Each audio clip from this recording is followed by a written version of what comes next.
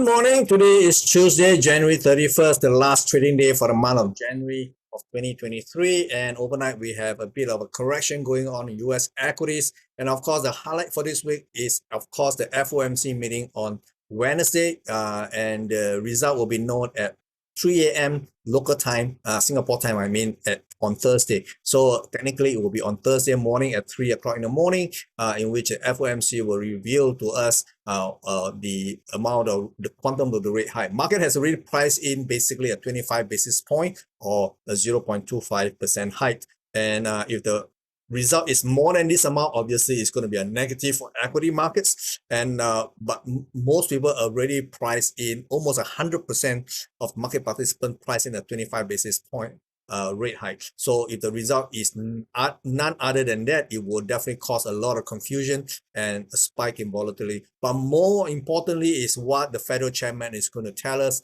right after the rate hike during his regular press conference after the FOMC meeting. So the market is trying to see if the Fed chairman remains hawkish and whether the language he used hint to a period of pause, which the market has also priced in, which actually is the reason behind the rally in equity prices so far this month. So if the language does not reflect this, that means the fight the Fed can is going to start to unwind their long position. Okay, so we will have to see the language that the Fed chairman Powell is going to use. So that will be on Thursday morning at 3 o'clock in the morning. Of course, on Friday, we have the all-important non-farm payroll. So towards the end of this week, you're going to see a bit of fireworks, and the market is priced to go up. We can see the fast and the slow algos are all priming to go up. Okay, so I think this temporary slide as of what we've seen last night may extend another 24 hours into tonight's trading and maybe into the early part of Wednesday's midday. And that is about all, because after that, I think the market is priced to go higher. I've already gone short the Dow Jones, and of course, I'm already short the Nasdaq. So I'm just going for a short-term play to see how far this retracement is going to bring us.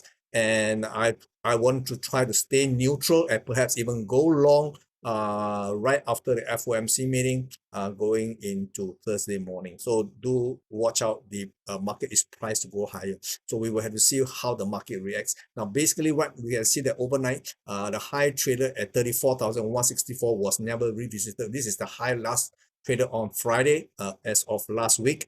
And you can see prices started to come off. And at the end of last Friday trading, I did mention yesterday that we saw the emergence of a very small reversal pattern here, which is a shooting star. If everybody who knows about candlestick reversal pattern, that's a classical reversal signal, and that is happening on the 4 hours time frame. So this means that the Dow Jones itself is not that strong because it has yet to break into a month high. The month high is actually traded on January the 14th at 34,342.3. So far, the market has not been able to chart into a new high for the month, not to mention about to challenge the last December high, 34,712. So by and large, you can see that the momentum in the Dow Jones is beginning to wane. Okay, so would that affect the larger market outlooks? We'll have to see in other equity index. Over in the S&P 500, we also saw something, but the difference here is that the S&P 500 as of Friday has charged into the highest point this month at 4,094.2. Obviously, yesterday there was no follow through. And again, on Friday, we can see this similar pattern here being formed in the S&P 500,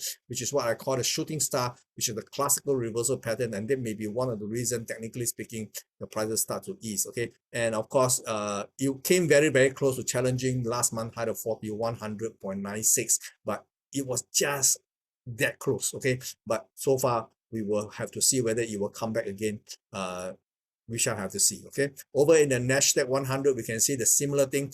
Nasdaq last Friday managed to charge all the way to the month high at 12,228.1, and it has already surpassed December high at 12,166. But this is actually very easy to cross because the entire move in the Nasdaq leading towards the end of last year has been lagging behind the Dow Jones. Okay, so last year towards the last 2 months of trading, we can see that the Dow Jones, when it started to recover, it led the pack higher.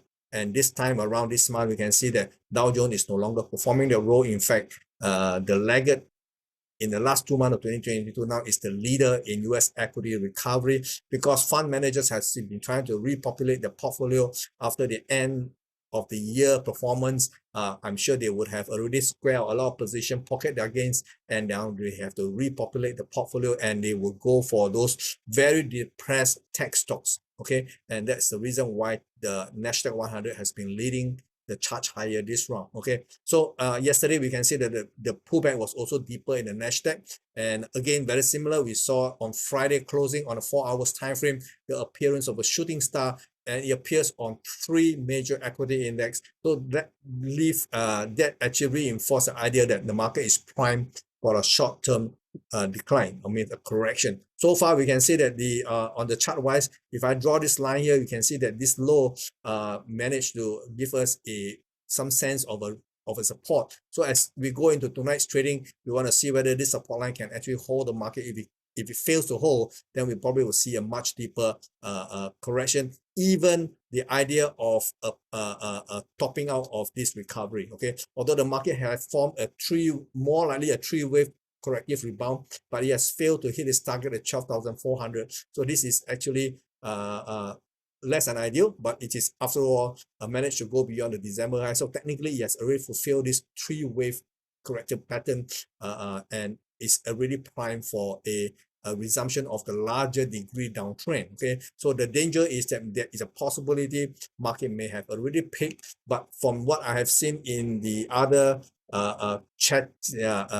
chattering, it seems that a lot of people is of the idea that this market can actually go higher. Okay, so we will have to see the fight between the bulls and bears, whether in the new month in February, what will it bring. Okay, I do expect February the 2nd, which is towards the tail end of the month.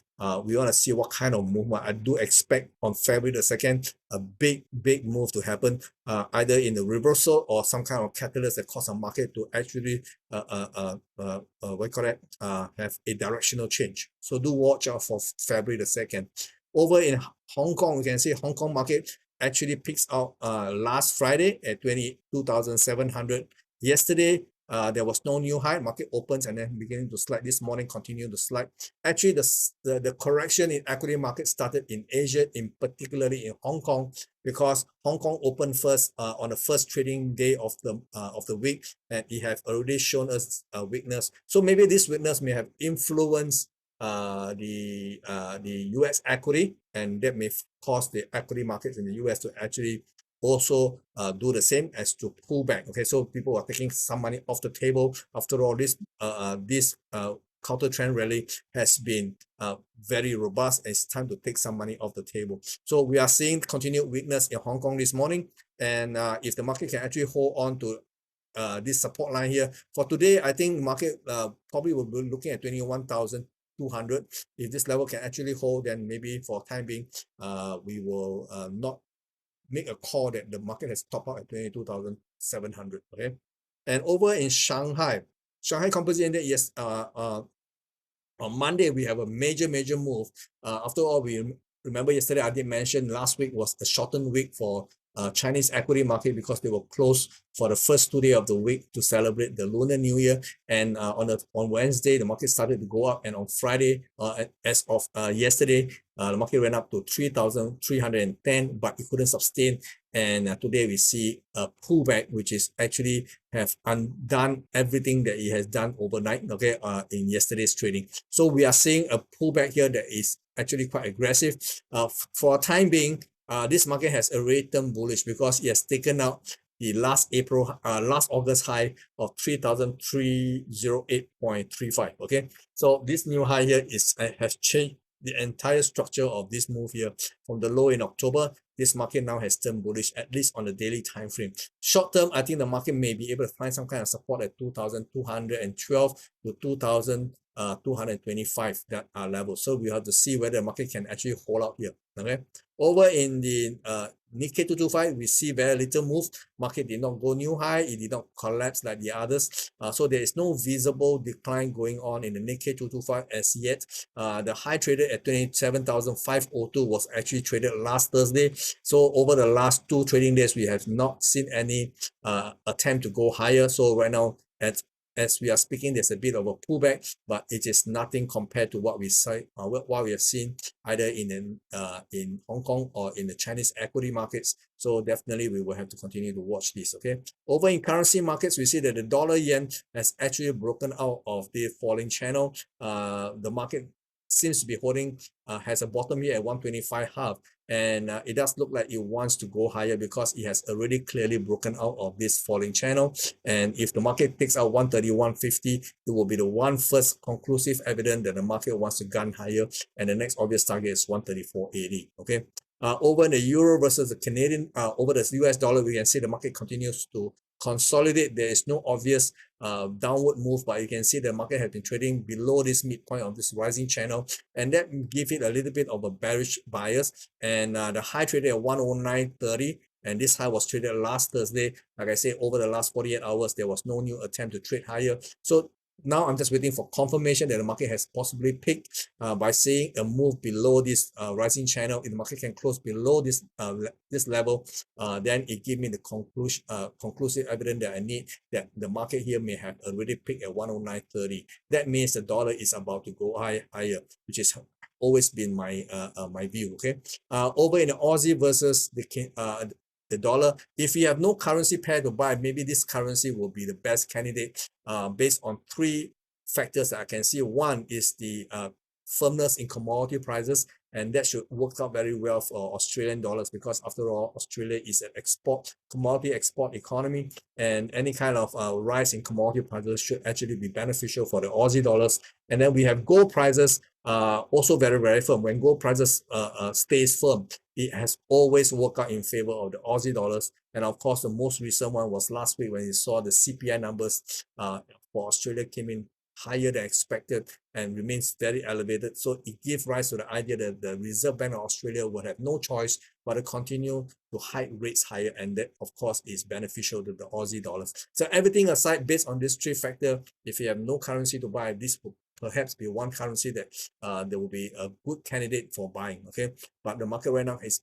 beginning to pull back on some kind of correction that we are seeing in the dollar. The dollar is beginning to show sign of trying to rally. Later on, as we go in the dollar CAC, we can see the sign very, very clearly. And over in New Zealand versus the dollar, as yesterday, I told you guys that I wanted to look for levels to sell. There was no conclusive evidence, but we can see that this over here is a shooting star here.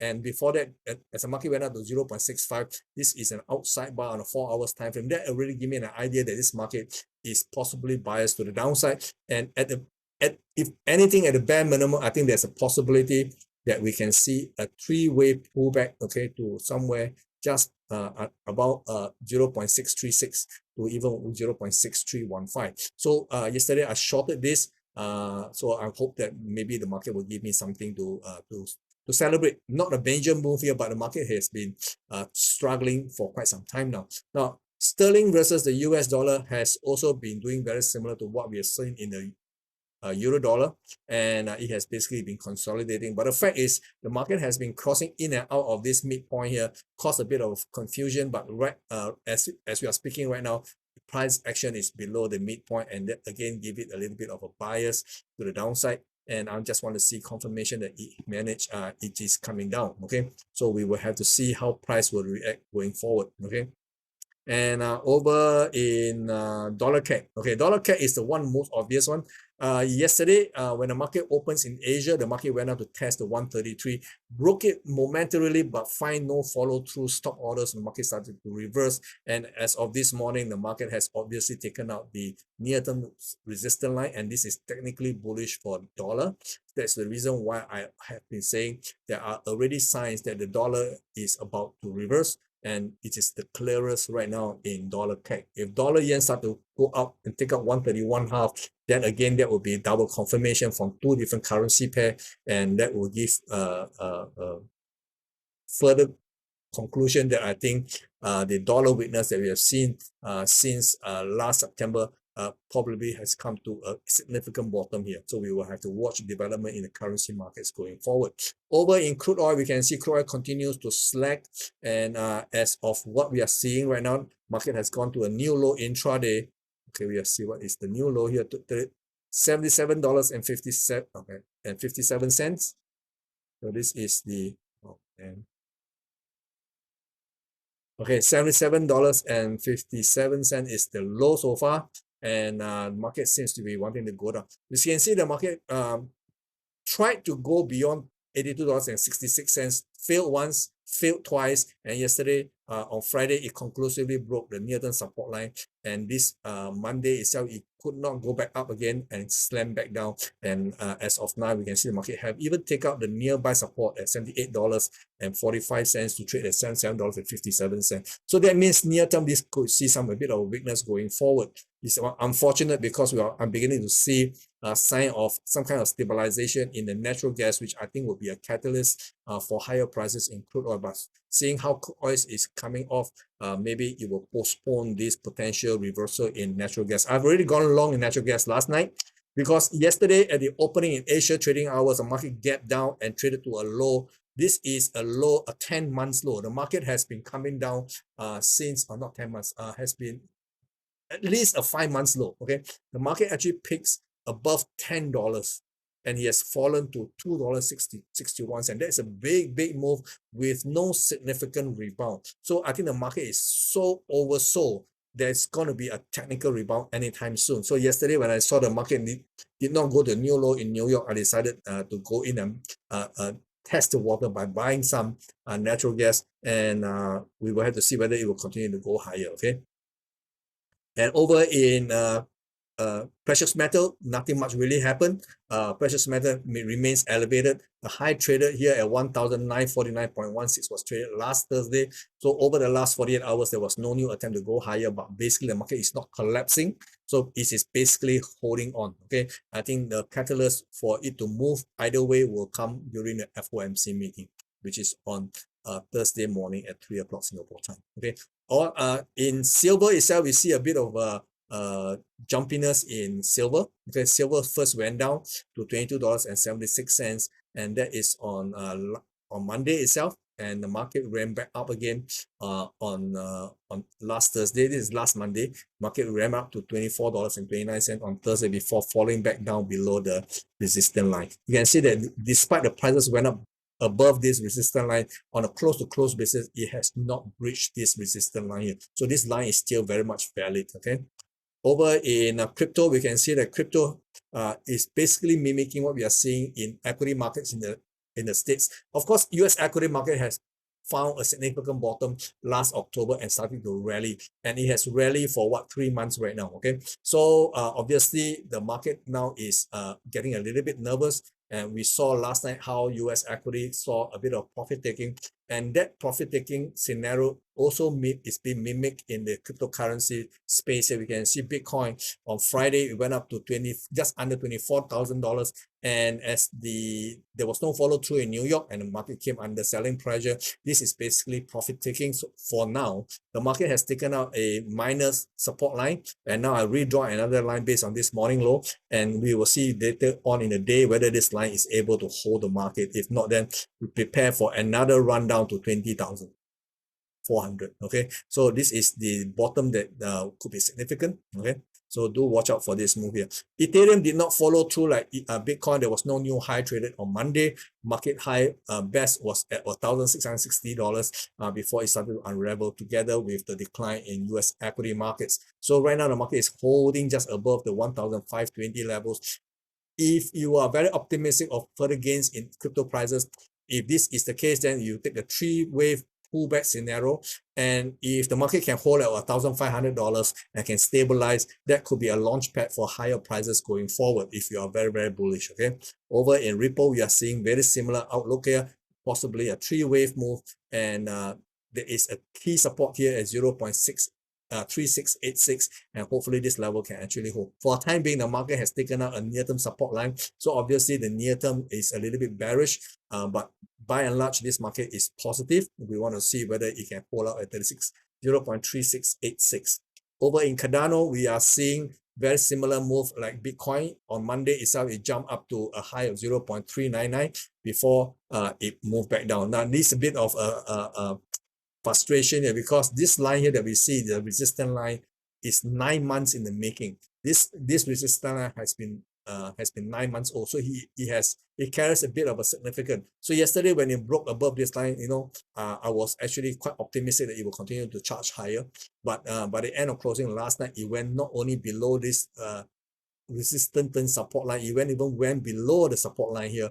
But of course, this is a very near-term support line. But by and large, it does give this market a sudden bearish bias. So if this is the case, maybe the market can stabilize somewhere around the 0.346 levels, because this is after all the beginning of the parameter, the outliner for market to actually hold. So if the market can hold out at 0.346, it may actually be a base for it to propel higher. We will have to see. Okay. Over in Solana, we see similar move. Market opened the week here on a very positive note to $26.79 yesterday morning, but it couldn't hang on. By the end of trading, it's already trading below the support line here, and it's currently trading at $24. The low traded so far at the low was $23.34. So will it continue to drop? There's a possibility. Near the support is $22.20 to $20.40. So hopefully somewhere in between these two prices here, buyers will re-emerge, because overall this market is bullish right now on the daily time frame. So we will see whether it can actually hold up.